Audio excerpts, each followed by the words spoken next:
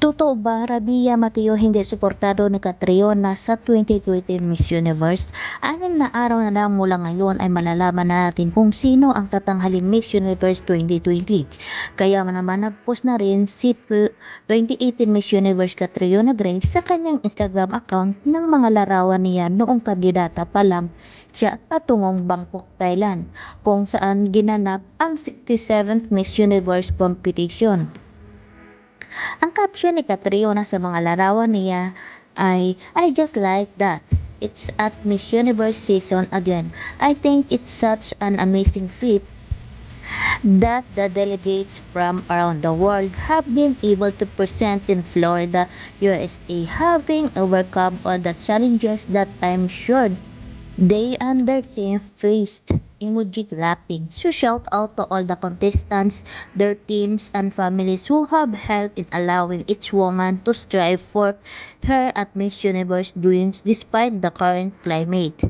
Seeing all the arrival look, so I'm reminiscing my own arrival look in Thailand. Definitely one of my favorites.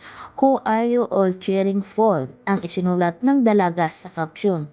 Samantala, naging laman na naman ng social media si Catriona dahil nila hindi raw nito gaanong sinusuportahan ang kandidata ng Pilipinas na si Rabia Mateo. At ikinukumpara pa siya kay 2015 Miss Universe Pia Wurtzbach at sa 2011 Miss Universe third runner-up Shamsil Sup Lee na nagbigay na ng kanilang pagsuporta sa ating kandidata. Sa post ni Catriona sa kanyang IG ay hindi man lang niya binanggit ang pangalan ni Rabia o nag-shoutout para sa Miss Philippines.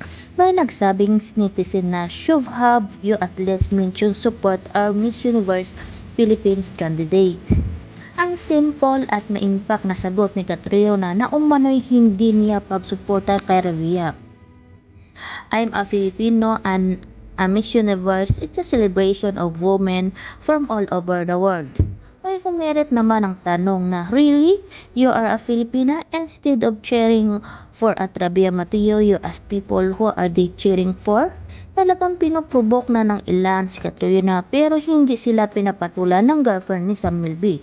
Ang tanging nasabi lang niya, I've reached out to at Rabia Mateo throughout her journey privately. Not everything is on display on social media.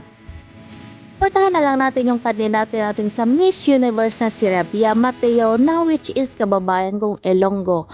Proud Ilongga dito. At sana nga masungkit niya yung corona sa Miss Universe 2020.